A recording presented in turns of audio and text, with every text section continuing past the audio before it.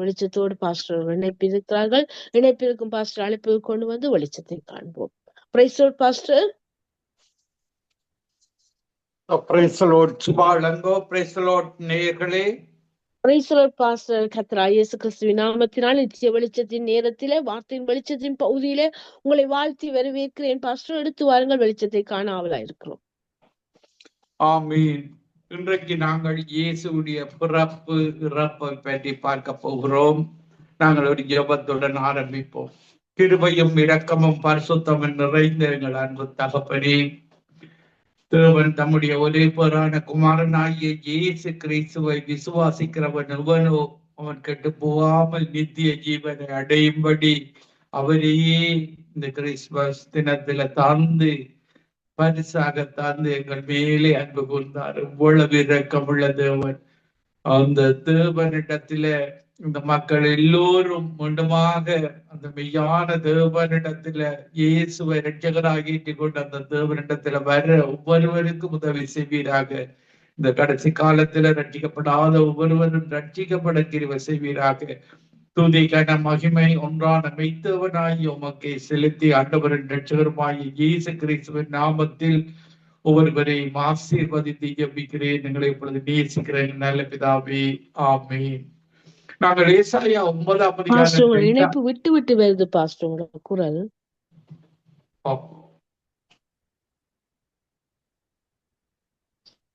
Price the Lord pastor. Praise the Lord. சரியா இருக்கமா?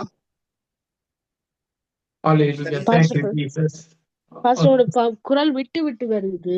சரியா இருக்கமா? சரியா வருது.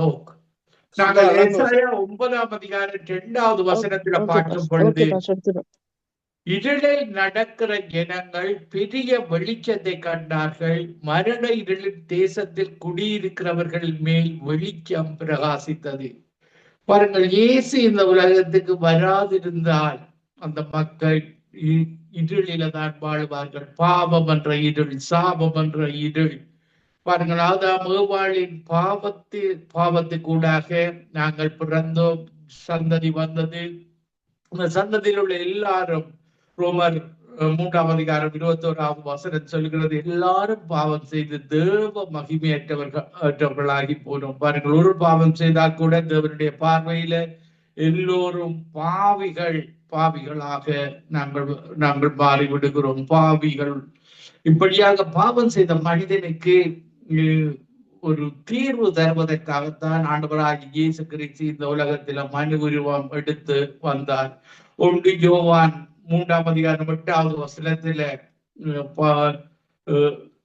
மக்களை ரட்சிப்பதற்காக அவர்கள இருக்கிற இந்த பாவத்திலிருந்து விடுதலை கொடுப்பதற்காக ஆண்டவராகிய இயேசு கிறிஸ்து மரிப்பதற்காக வந்தார்.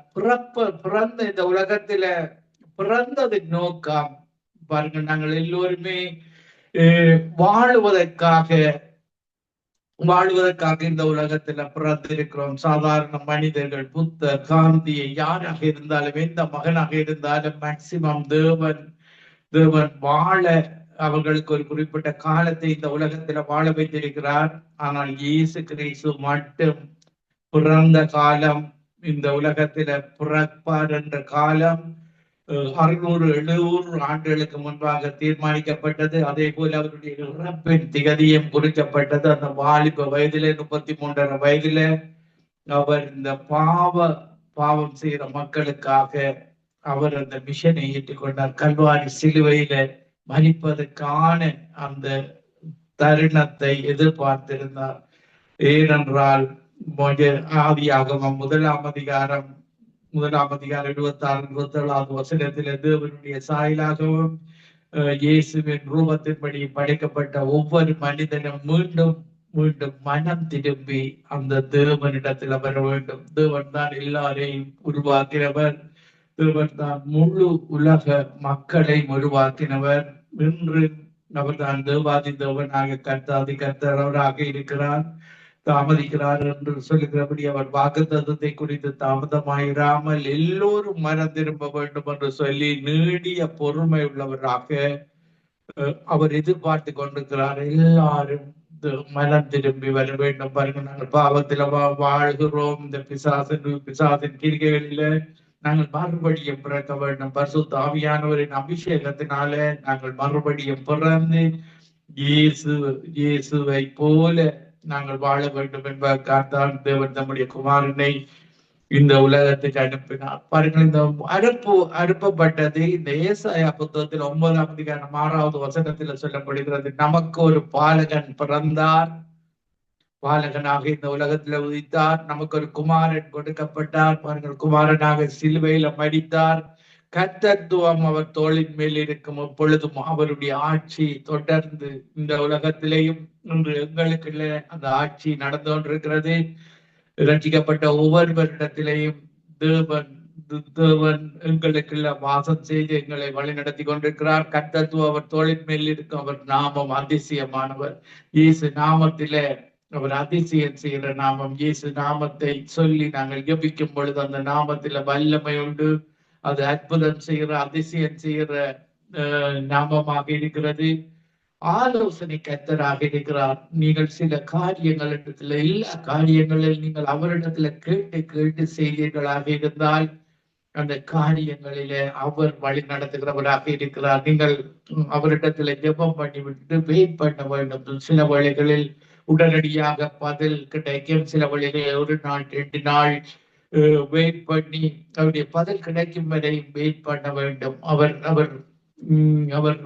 பதில் தரவில்லை என்றால் அந்த காரியத்தில நீங்கள் ஈடுபடக்கூடாது. அவர் தான் ஆலோசனை கர்த்தராக இருக்கிறார். சில நீங்கள் ஜெபித்து போட்டு அந்த ஜெபத்தின் மூலமாக அவர் பதிலை தருகிற தேவனாக இருக்கிறார். ஆலோசனையை வியாபாரம் செய்தால் என்ன, சாதாரண காரியங்கள் செய்தால் என்ன, இது உம்முடைய சித்தமா, இதுல நான் எப்படி செய்ய வேண்டும் என்று ஒவ்வொரு தடவை நீங்கள் கேட்டு பழகினவர்களுக்கு அதை ருசிப்பார்கள். பரிசுத்த ஆவியானவர் எங்களுக்கு இருந்து ஆலோசனை தருவதை செய்யும் பொழுது அந்த வழிகளில பிள்ளைகள் இருக்காது, நஷ்டங்கள் வராது, துக்கங்கள் வராது. இப்படியானது வந்தால் ஆலோசனை தருகிற கர்த்தர் தான் அவர் எங்களுக்கு வாசம் செய்கிறார். வல்லமை உள்ள தேவன் அவர் தான். இந்த செங்கடலை 2ஆக பிளந்த தேவன், யோர்தானை பிளந்து எரிகோ கோட்டையை விழுந்து இப்படியாக அவருக்கு பிரியமாக நடக்கும் பொழுது, அவருடைய வழியில நடக்கும் பொழுது அவர் தன்னுடைய வல்லமையை எதிரிகள் மேலே அவர் தடையாகனவர்கள் மேலே அந்த தடைகளை நீக்கி போடுகிறவர், எங்களுக்கு முன்பாக செல்லுகிறவராக இருக்கிறார். ஏதாவது காரியங்களில நீங்கள் போகும் பொழுது அவரை முன்னுக்கு விட்டு நாங்கள் பின்னாக செல்ல வேண்டும். நீர் என்னுடைய காரியத்தை உம்மிடத்துல தருகிறோம். அவரோட ஒப்பு கொடுக்கப்பட்ட ஒரு யுபத்தோடு போகும் பொழுது அவர் இந்த காரியத்தை வாய்க்க பண்ணுகிறவனாக இருக்கிறார். நித்திய பிதாவாக இருக்கிறார். இந்த உலகத்துல நாங்கள் எங்களுக்கு அவர் வாசம் செய்கிறார். இன்றைக்கு பின்பு மறுமையில நாங்கள் நித்தியமான ஒரு வாழ்வு இருக்கிறது. 1000 வருடம் இந்த உலகத்திலேயும் வாழ முடியும் அவருடைய ஆட்சியில. அதன் பின்பு நித்தியமான வாழ்வில வாழ முடியும். அவர் தான் சமாதான பிறவு. அவர் யுத்தத்தில பிரியம் அல்ல, சமாதானமாக வாழ்வதில தான் அவர் பிரியமானதவனாக இருக்கிறார். அவர்கள் இன்றைக்கு யுத்தங்களுக்கு, துக்கங்களுக்கு, கவலைகளுக்கு, கண்ணீர்களுக்கு எல்லாம் காரணம் இந்த பிசாசாக இருக்கிறார். யோவான் 10:10 நீங்கள் மறந்துவிடக் கூடாது.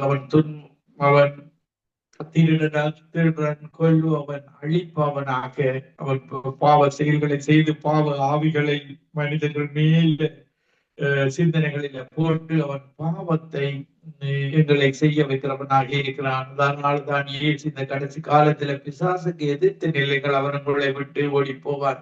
எப்படி எதிர்த்து நிற்பதில்லை என்றால் இயேசு கற்றுத்தந்தபடி அவனை தேவனுடைய வசனத்தின்படிதான் நாங்கள் எதிர்த்து நிற்க வேண்டும். சில இடங்களில் உபவாசித்து ஜெபித்து அவனை எதிர்த்து நிற்க வேண்டும். சில வகை பிசாசுகள் உபவாசத்தினாலே ஜெபத்தினாலுமே அன்றி வேறொன்றினாலும் அவை வெளியேற மாட்டாது.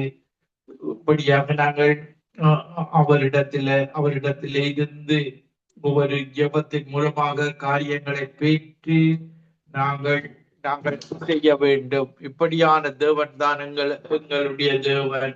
பாருங்கள், அவர் இந்த ஏசாயா புத்தகம் கிறிஸ்துவுக்கு முன்பாக ஒரு 500 ஆண்டுகளுக்கு முன்பாக எழுதப்பட்ட புஸ்தகம். கிறிஸ்து பிறந்ததை நீங்கள் எப்ப பிறப்பார் என்று சொன்ன தீர்க்க தரிசனம் தான் எஸ்ஐயா 9ஆம் அதிகாரம் 6வது வசனத்தில் சொல்லியிருக்கப்பட்டிருக்கிறது. 600 ஆண்டுகளுக்கு முன்பாக எழுதப்பட்ட புத்தகத்தில இப்படி இயேசு பிறப்பார் அது நிறைவேறி இருக்கிறது. தீர்க்க தரிசனம் எப்பொழுது நிறைவேறி இருக்கிறது என்றால் இன்றைக்கு நாங்கள் 2025ஆம் ஆண்டு வாழ்ந்து கொண்டிருக்கிறோம். இந்த சரித்திரத்தை அவர் பிரித்து விட்டிருக்கிறார். பாருங்கள், இயேசுவின் திகதியை தான் எல்லாரும் பாவிக்கிறார்கள். கிறிஸ்துவுக்கு 0 ஆண்டில இயேசு இந்த உலகத்துல பிறந்தார். 33 வருடங்கள் பிளஸ் 33 என்ற வருஷம் இயேசு வாழ்ந்த காலங்கள். இன்றைக்கு நாங்கள் 2025 ஆண்டுகள் இயேசு பிறந்த ஆண்டில இருந்து இன்றைக்கு 2025 ஆண்டுகளை கடந்திருக்கிறோம். இதற்கு முன்பாக 4000 ஆண்டுகள் பழைய ஏற்பாட்டு காலங்களாக இருக்கிறது. இப்படியாக ஆதாம் தொடங்கி இயேசு பிறக்கும் வரை 4000 ஆண்டுகளும் அதன் பின்பு 2025 ஆண்டுகளாக இப்ப நாங்கள் வாழ்ந்தோடு சரித்திரபூர்வமாக இந்த உலகத்தை 2ஆக பிரித்தோம். நிஜமாக இந்த உலகத்துல இயேசு வாழ்ந்து காட்டினவர். அவர்கள் வார்த்தையின்படி வாழ்ந்து காட்டினவர். பிறப்பார் என்று சொல்லி பிறந்தவர். இப்படியாக 33 வயசுல மரிப்பார் சொல்லி மரித்து, அதே போல 3ஆம் நாள் உயிர்த்தெழுவேன் என்று சொன்னபடி உயிர்த்தெழுந்தவர் தான் ஆண்டவராகிய இயேசு கிறிஸ்து. நீங்கள் இயேசுவை நீங்கள் அவருடைய 4 gospel புத்தகங்களை படிக்கும் பொழுது அவர் ஒரு தீமை கூட யாருக்கும் செய்யாதவர். மத்தேயு, மார்க்கு, லூக்கா, யோவான் இந்த 4 புத்தகத்திலே இயேசுவனுடைய 30 வயசுல இருந்து 33 வயசு வரைக்கும் அவர் வாழ்ந்த வாழ்க்கை சித்தீகரிக்கப்பட்டிருக்கிற நிஜமான வாழ்க்கை. ஒரு தீமை கூட யாருக்கும் செய்யாத வாழ்வு. இப்படியான வாழ்வுதான் எங்களுக்கு அவர் கற்றுத் தருகிறார். கிறிஸ்தவர்கள் அவரை போல நாங்கள் வாழ கற்றுக்கொள்ள வேண்டும். அவரை போல மாறிவிட வேண்டும். அவரை போல நன்மை செய்கிறவராக கலிலேயா எங்கும் சுற்றி திரிந்து நன்மை செய்கிறவராக அவர் வாழ்ந்து காட்டினது போல ஒவ்வொரு கிறிஸ்தவர்களும் மாற வேண்டும். அதுதான் தேவன் விரும்புகிறார், இயேசு விரும்புகிறார். அவரை போல அவர் எங்களுக்காக யாவற்றையும் செய்து முடித்து விட்டார். கல்வாரி சிலுவையில அந்த இரத்தத்தை சிந்தி ஆணி அடித்த கைகளினால அந்த இரத்தத்தினால யோவான் 1:7 இயேசுவே உம்முடைய இரத்தத்தினால என்னை கழுவி விடும். ஏதாவது பாவங்கள் சிந்தனைகள் இருந்தால், நீங்கள் இரட்டிக்கப்படாதவர்களா இருந்தால் பாவ மன்னிப்பு முதலாவது இரத்தத்தினாலே என்னை கழுவி விடும். உடைய வசனத்தின்படி 1 யோவான் 1:7 சொல்கிறது, இயேசு கிறிஸ்துவின் இரத்தம் சகல பாவங்களை கழுவி சுத்திகரிக்கிறது. அந்த இரத்தம் இன்றைக்கு உயிருள்ள இரத்தமாக, உயிரோடு இருக்கிற இரத்தமாக இருக்கிற அந்த இரத்தத்தை அழைக்கும் பொழுது அந்த இரத்தம் உங்களுடைய பாவங்களை கழுவி விடுகிறது. நாங்கள் இந்த பந்தியில அவருடைய ராப்போசனத்தை நினைவு கூறும் பொழுது அவருடைய புட்கப்பட்ட உடலை உட்கொள்கிறோம், இரத்தத்தை பானம் படுகிறோம். அவருடைய உடல், அவருடைய தழும்புகள் தான் அந்த உடலாக இருக்கிறது. அந்த தழும்புகளால நாங்கள் குணமடைகிறோம். இரத்தத்தினால எங்களுக்கு பாவம் மன்னிப்பை தந்திருக்கிறார். படியாக மறுபடியும் பிறந்த அனுபவத்தை தருகிறார். நீங்கள் அவரை அறிய அவருடைய பரலோகத்திலே இருந்து அனுப்பப்பட்ட 1 பேதுரு 1:12 சொல்லப்படுகிறது, பரலோகத்திலிருந்து அனுப்பப்பட்ட பரிசுத்த ஆவியானவர் எங்களை நிரப்பி எங்களுடைய பெயர்களை அந்த ஜீவ புஸ்தகத்தில் எங்களுடைய பெயரை எழுதி வைத்திருக்கிறார். அபிஷேகம் பண்ணப்பட்ட ஒவ்வொருவருடைய பெயர்களும் அவருடைய ஜீவ புஸ்தகத்தில் எழுதப்பட்டிருக்கிறதற்காகத்தான் கிறிஸ்தவ வாழ்வு. கிறிஸ்தவனுடைய ஆவி இல்லாதவன், அந்த ஆவியை சிலர் உணராமல் இருக்கலாம். அந்த ஆவியை நீங்கள் நன்காக ஜெபிக்கும் பொழுது, துதிக்கும் பொழுது, பல கிறிஸ்தவர்கள் ஆவியை பெற்றிருந்தாலும் உணராதவர்களாக சில காலங்களில வாழ்வார்கள். அவரை துதிக்க, அவரை அறிய அந்த அபிஷேகத்தின் வல்லமையை நீங்கள் உணர்ந்து கொள்ள முடியும். அவர் 9 விதமான கனிகளும் உங்களிடத்துல வரும். அந்த ஆவியை பெற்றுக்கொள்ளும் பொழுது அன்பு, சமாதானம், சந்தோஷம், இச்சையடக்கம், விசுவாசம், தயவு, நற்குணம், சார்ந்த நெடிய பொறுமை, இப்படியான 9 விதமான குணங்களும் வந்து உங்களை இயேசுவை போல மாற்றும். இயேசுவின் குடும்பமாக மாற்றும். அதான் தேவன் எதிர்பார்த்திருக்கிறது. பாருங்கள், இயேசு சொல்லுகிறார், இயேசு தன்னுடைய தாயும் சகோதரர்களும், பாருங்கள், இயேசு கன்னி மரியாள் வயிற்றில பிறந்தவர் தான் இயேசு. பரிசுத்த ஆவியினால கற்பந்தரித்தவர். அதன் பின்பாக அவர்களுக்கு 4 பிள்ளைகள் இருக்கிறார்கள். அந்த பிள்ளைகளும் தாயாரும் பாருங்கள் இயேசுவின் கூட்டத்துக்கு வந்து அவரை சந்திக்க வருகிறார்கள். அப்பொழுது இயேசு சொல்லுகிறார், என்னுடைய சித்தத்தை செய்கிறவர் தான் என்னுடைய சகோதரன், என்னுடைய தாய். பாருங்கள், அவருடைய சித்தம் செய்யும் பொழுது, அவருக்கு பிரியமான காரியங்களை செய்யும் பொழுது நாங்கள் இயேசுவின் குடும்பமாகிறோம். இந்த சங்கமம், நித்திய வெளிச்ச ரேடியோவில் ஊழியர்கள் செய்கிற ஒவ்வொருவரும் நாங்கள் இயேசுவின் குடும்ப உறுப்பினர்களாக இருக்கிறோம். எங்களுடைய தகப்பன் ஒன்றான மித்தவனாக இருக்கிறார். பரிசுத்த ஆவியின் அபிஷேகத்தை பெற்று ஆவியில நடக்கிற ஒவ்வொருவருக்கும் அவர் தகப்பன், ஆவிக்குரிய அப்பாவாக எங்களுடைய தேவன் இருக்கிறார். இயேசு கிறிஸ்துவின் நாமத்தின் மேல் விசுவாசம் உள்ளவர்களாகி இயேசுவை ஏற்றுக்கொண்டவர்கள் எத்தனை பேர்களோ அத்தனை பேர்களும் தேவனுடைய பிள்ளைகளாகும்படி அவர்களுக்கு அதிகாரம் கொடுத்திருக்கிறார். நாங்கள் தேவனுடைய பிள்ளைகளாக இருக்கிறோம். மகளாக தேவனுடைய இந்த உலகத்தின் சொந்தக்காரர் எங்களுடைய ஒன்றான மெய்த்தேவன் என்பதை நீங்க அறிந்து கொண்டவன். அவர்தான் இந்த உலகத்தை உருவாக்கினவர். சூரியன், சந்திரன், பறவைகள் எல்லாவற்றையும் உருவாக்கி இறுதியாக 6ஆம் நாள் மனிதனை உருவாக்கி மனிதன் ஆண்டு கொள்ளும்படியாக மிருகங்களை அவர் உருவாக்கின இந்த உலகத்தை ஆண்டு கொள்ளும்படியாக எங்களுக்கு அதிகாரத்தை தந்திருக்கிறார். பாருங்களானால் அந்த ஆதாம் செய்த பாவத்தின் நிமித்தம் அந்த பிசாசு அந்த ஆளுமையை எடுத்துக்கொண்டார். நாங்கள் ஆளுமையை எடுத்துக்கொண்டார். அந்த ஆளுமையை மீண்டும் அவர் சிலுவையில மறித்து மரணத்தின் அதிகாரியான சாத்தானே தன்னுடைய மரணத்தினால வெற்றி சிறந்து மீண்டுமாக எங்களுக்கு வெற்றி சிறந்து பரலோகத்துக்கு போகும் பொழுது அவர் சொல்லிவிட்டு போயிருக்கிறார், இதோ சகல அதிகாரமும் என்னிடத்தில் கொடுக்கப்பட்டிருக்கிறது, நீங்கள் போய் சகல ஜாதிகளுக்கும் சுவிசேஷத்தை பிரசங்கிக்கும்படியாக. அந்த வசனம் சுவிசேஷத்தை அவருடைய பிரதான சுவிசேஷத்தின் தன்மை மனம் திரும்புங்கள், தேவனுடைய ராஜ்யம் சமீபித்திருக்கிறது. மனம் திரும்பும்படியாக மனிதன் பாவத்தில் வாழுகிற மனிதனுக்கு மீட்பளிப்பதற்காக இயேசு தன்னுடைய கல்வாரி சிலுவையை ஏற்றிக்கொண்டார். இதற்குத்தான் இயேசு அந்த சிலுவை மரணத்திற்காகத்தான் நம்மளுடைய மிஷன். சிலுவையில இந்த மனுக்குலம் மீட்புப்படுகிறதுக்கான மீட்பு பணியை இயேசுவாக மகனாக வந்தார், தேவனுடைய குமாரனாக இயேசுவாக வந்தார். பாருங்கள், நாங்கள் சில மனிதர்கள் இந்த சரீர பிரகாரமான உடல் உள்ளவர்களாக பார்ப்பார்கள். தகப்பன் மகன் என்பது இந்த உலகத்துலதான் மகன் தகப்பனாக இருக்கிறார். ஆனால் நாங்கள் எங்களுடைய தகப்பன் ஆவிக்குரிய தகப்பனாக, எங்களுடைய தகப்பன் ஆவியாக இருக்கிறார். அவரை நாங்கள் உண்மையோடும் ஆவியோடும் தொடர்பு கொள்ள வேண்டும். ஆவிக்குரிய அப்பாவாக எங்களுடைய தேவன் இருக்கிறார். மதங்களில பார்த்தீர்களாக இருந்தால் மதங்களில் இருக்கிறவர்கள் எல்லாரும் சரீர பிரகாரமாக தான் தேடுவார்கள். பொருட்களைத்தான் அவர்கள் தேடுவார்கள். தொடக்கூடியது கண்களால், சாதாரண மன கண்களால் பார்க்கக்கூடியதைத்தான் மனிதர்கள் தேடுவார்கள். பாருங்கள், எங்களுடைய தேவன் நாங்கள் பரலோகத்தில் இருக்கிறார்.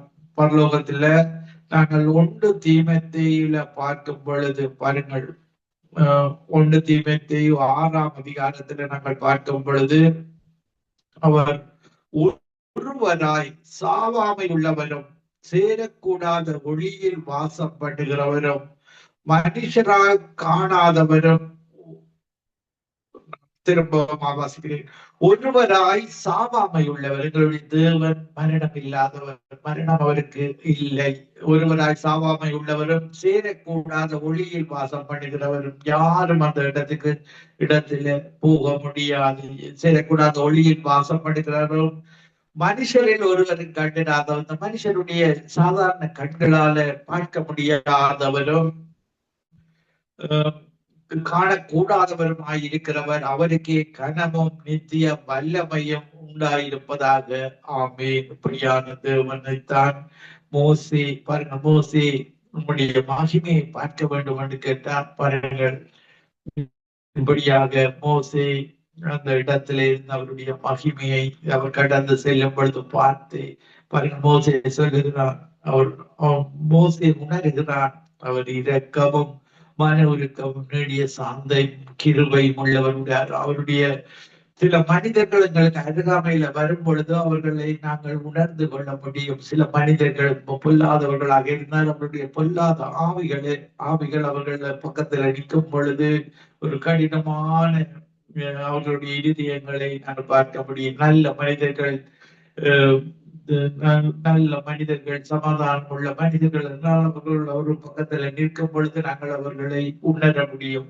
பாருங்கள், இயேசு எப்படி மரிப்பார் என்பதும் இந்த சங்கீதம் புத்தகத்துல சொல்லப்பட்டிருக்கிறது. அவர் எப்படியான வார்த்தைகளை பேசுவார் என்பது சங்கீத புத்தகத்துல சொல்லப்பட்டிருக்கிறது. இந்த ஏசாயா புத்தகம் கிட்டத்தட்ட 600 வருடங்களுக்கு முன்பாக எழுதப்பட்டது. அதே போல சங்கீத புத்தகம் ஒரு 500-600 ஆண்டுகளுக்கு முன்பாக எழுதப்பட்ட புத்தகம். அந்த புத்தகத்துல அவருடைய சிலுவை மரணத்தை பற்றி எழுதப்பட்டிருக்கிறது. பாருங்கள், சங்கீதம் 22 முழுவதை நீங்கள் வாசித்து பார்த்தீர்களாக இருந்தால் அவர் எப்படி மரிப்பார் என்று எழுதப்பட்டிருக்கிறது. நாங்கள் பார்க்கும் பொழுது அவரை எப்படி, அவர் என்ன வார்த்தைகளை பேசுவார் என்ற வசனங்கள் எல்லாம் எழுதப்பட்டிருக்கிறது. அந்த அந்த பாருங்கள், அப்படியாக என் தேவனே என்று சொல்லி அவர் அவர் அவர் கூக்குரல் இட்டு மடிப்பார் என்பதெல்லாம் எழுதப்பட்டிருக்கிறது. அவருடைய மரணம் பாருங்கள், இந்த 500 ஆண்டுகளுக்கு முன்பாக எழுதப்பட்ட சங்கீத புத்தகத்திலேயே இப்படி எழுதப்பட்டிருக்கிறதை நாங்கள் பார்க்கக்கூடியதாக இருக்கிறது. அவருடைய பிறப்பு ஏசாயா புத்தகத்துல எழுதப்பட்டிருக்கிறது. அதே போல சங்கீதத்தில் எப்படி மரிப்பார் என்ற காரியங்கள் எழுதப்பட்டிருக்கிறது. இப்படியான தேவன் தான் எங்களுடைய தவனில் தேவனுடைய காரியங்களை நாங்கள் வேதாகமத்தில் இருந்து கற்றுக்கொள்ள முடியும். அவர் எப்படி இயேசு செய்த காரியங்களை அன்புள்ளவர், இரக்கமுள்ளவர், பரிசுத்தமுள்ளவர், ஒருதரை கடிந்து கொள்ளாதவர், இப்படியான தேவன் சரித்திர பூர்வமாகவும் அவர் தன்னை நிரூபித்தவர். இப்படியாக மீண்டுமாக அவர் திரும்பவுமாக மீண்டுமாக இந்த உலகத்துக்கு வந்து எங்களை அழைத்து செல்கிறவராக இருக்கிறார். நான் ஒரு சிறிய பாடலை பாடி உங்களுக்காக ஜெபிக்கிறேன். இயேசுவை மட்டும் நீங்கள் விட்டு விடக்கூடாது. யாரை நீங்கள் விட்டு விட்டாலும் இயேசுதான் எங்களை பரலோகம் வரைக்கும் அழைத்து செல்கிற தேவனாக இருக்கிறார். நான் உங்களுக்கு அவர் பாடலை பாடி உங்களுக்காக ஜெபிக்கிறேன். ஆண்டவர் படைத்த வெற்றியின் நாளிது, இன்று அகமகிழ்வோம் அக்களிப்போம், அல்லேலூயா பாடுவோம். ஆண்டவர் படைத்த வெற்றியின் நாளிது, இன்று அகமகிழ்வோம் அக்களிப்போம், அல்லேலூயா பாடுவோம். அல்லேலூயா தோல்வியில்லை, அல்லேலூயா வெற்றியுண்டு, அல்லேலூயா தோல்வியில்லை, அல்லேலூயா வெற்றியுண்டு. பாருங்கள், மரணத்தின் அதிகாரியான சாத்தானை தன்னுடைய மரணத்தினால வெற்றி சிறந்தவர், ஜெயம் கொடுத்த இயேசுதான் எங்களோடு இருக்கிறவர். எங்களுடைய வாழ்விலையும் ஜெயமுள்ள ஒரு வாழ்க்கையை தருகிறதற்காகத்தான் கிறிஸ்துவாக அவர் இன்றைக்கு எங்களுக்கு வாழ்ந்து எங்களுக்கு உதவி செய்கிறவராக இருக்கிறார். இன்றைக்கு பிதாவினுடைய வலது பார்சத்தில் இருந்து எங்களுக்காக பரிந்து பேசிக் கொண்டிருக்கிறார். நாங்கள் இரத்தத்தால் கழுவப்பட்டவர்கள். தேவன் எங்களை பார்க்கும் பொழுது எங்களை நீதிமானாக பார்க்கிறார். நீங்கள் அபிஷேகம் பெற்ற ஒருவர் நீங்கள் பாவிகள் அல்ல, நீதிமான்கள். அவர் எங்களுக்காக சகலத்தை செய்து முடித்தார். எங்களுடைய பாவங்கள் சாபங்கள் எல்லாவற்றையும் சுமந்து கொண்டார். எங்களுக்கு இன்றைக்கும் வாய்க்கு கிடக்காத பெருமூச்சோடு எங்களுக்காக பரிந்து பேசுகிறார். நாங்கள் மட்டும் அந்த பிசாசுக்கு எதிர்த்து நிற்க வேண்டும், பாவத்துக்கு எதிர்த்து நிற்க வேண்டும். பச்சாரம், பேசித்தன, கொலைகள், வரிகள், களியாட்டுகள் வராதபடி இயேசுவிடத்தில தேவனுடைய உதவியை பெற்று பரிசுத்தாவியின் அபிஷேகத்தோடு நாங்கள் பரிசுத்தாவியாருடைய உதவியை பெற்று வாழ வேண்டும். எனக்கு உதவிடும் எனது ஆண்டவர் என் பக்கம் இருக்கின்றார். எனக்கு உதவிடும் எனது ஆண்டவர் என் பக்கம் இருக்கின்றார். உலக மனிதர்கள் எனக்கு எதிராக என்ன செய்ய முடியும்? உலக மனிதர்கள் எனக்கு எதிராக என்ன செய்ய முடியும்? தேவர்களுக்கு சுவிசேஷத்தை அறிவிக்கப்படியான ஒரு அதிகாரத்தை தந்துவிட்டு போயிருக்கிறார். இந்த உலக மனிதர்கள் எங்களை என்றும் செய்ய முடியாது. எங்களுடைய தேவனுக்காக நான் மரித்தால் கூட எங்களுடைய ஆத்மா தேவனுடைய பலிபீட தண்டைக்கு போகிறது. அவர் எங்களை நித்தியமாக வாழ வைக்கிற தேவன், எங்களை உருவாக்கிற தேவன். எங்களுடைய ஆத்மாவுக்கு புதிய சரீரத்தை தந்து அந்த தேவனோடு வாழுகிற வாழ்வு, ஊழியக்காரரின் சுகத்தை விரும்புகிற தேவன் தான் எங்களுடைய தேவன். தோல்வி எனக்கு இல்லை, வெற்றி பவனி செல்வேன். தோல்வி எனக்கு இல்லை, வெற்றி பவனி செல்வேன். எனது ஆற்றலும் எனது பாடலும் எனது மீட்புமானார். நீதிமான்களின் கூடாரத்தில் வெற்றி குரல் ஒலிக்கட்டும். நீதிமான்களின் சபைகளிலே வெற்றி குரல் ஒலிக்கட்டும். தோல்வி இல்லை நமக்கு, வெற்றி பவனி செல்வோம். தள்ளப்பட்டகள் கட்டிடம் தாங்கிடும் மூளைக்கல்லாயிற்றே. ஆண்டவரே, உம்மை தள்ளிவிட்டகள் நீர்தான் மூளைக்கல்லாக இன்றைக்கு சபைக்கு, எங்களுடைய வாழ்வுக்கு மூளைக்கல்லாக இருக்கிறீர். கர்த்தர் செயல் இது அதிசயம், இது கைதட்டி பாடிடுவோம். தோல்வி இல்லை நமக்கு, வெற்றி பவனி செல்வோம். என்றும் உள்ளது உமது பேரன்பு, என்றும் வரை சாற்றுவேன். துன்ப வேளையில் நோக்கி கூப்பிட்டு துணையாய் வந்தீரையா. தேவன் உயிருள்ள தேவன்.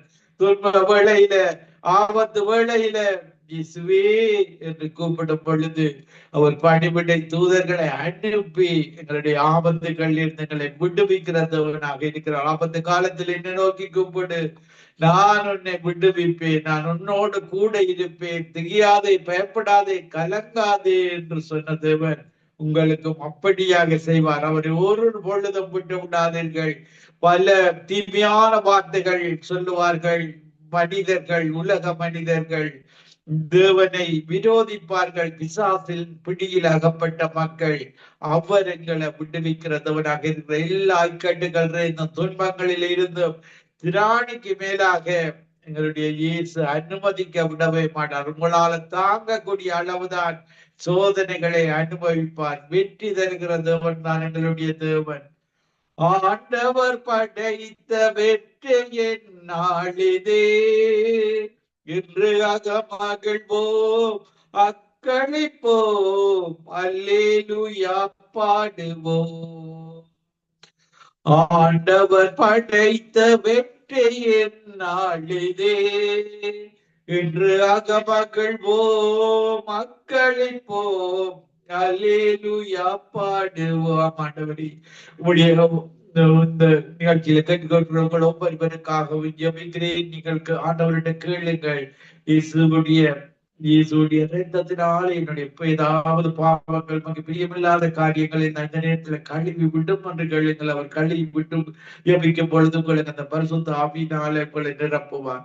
கிருபையும் இரக்கமும் பரிசுத்தம் நிறைந்த எங்கள் அன்பு தகப்பனே, உம்முடைய ஒரே பரான குமாரனாய் இயேசு கிறிஸ்து எங்களுக்காக 2025 ஆண்டுகளுக்கு முன்பாக பிறந்து இந்த உலகத்துல பிறக்க வைத்து அவரை கல்வாரி சிலுவையில மரிக்க வைத்து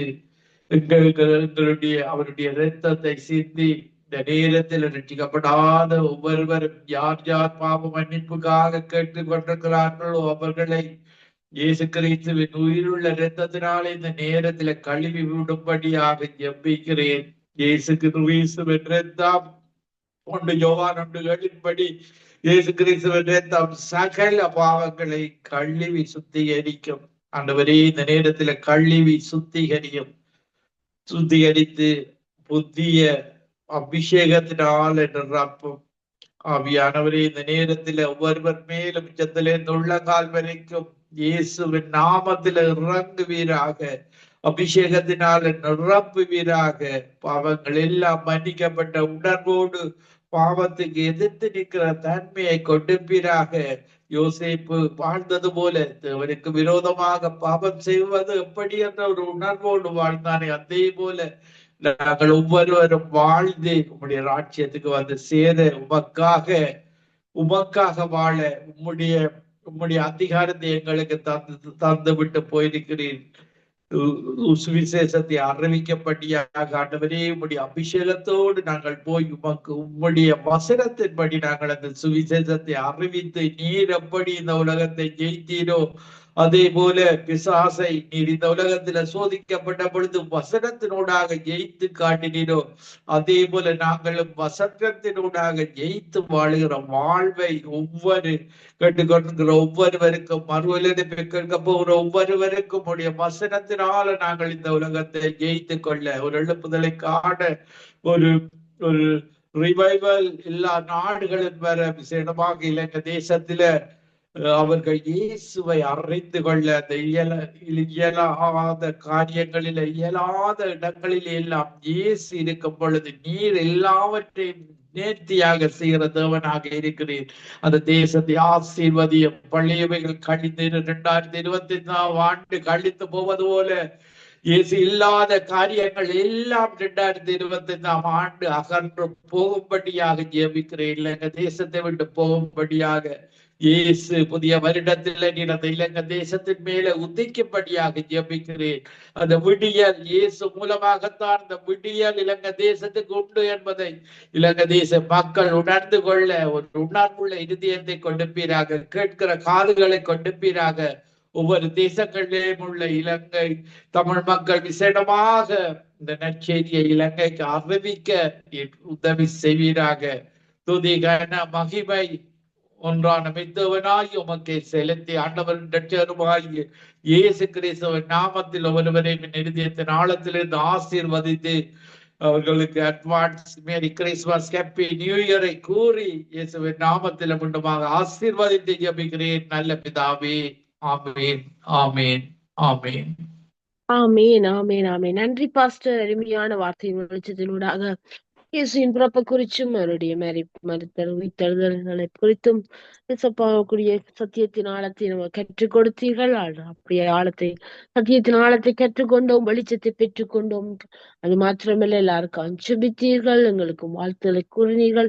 அப்படியாக துதித்து ஜெபித்த கற்றுக் கொடுத்த சத்தியத்துக்காக நன்றி செலுத்துறேன். அப்படியா உங்களை உங்கள் குடும்பத்தை ஊழியங்களை கத்த நிறைய ஆசீர்வதிப்பாராக.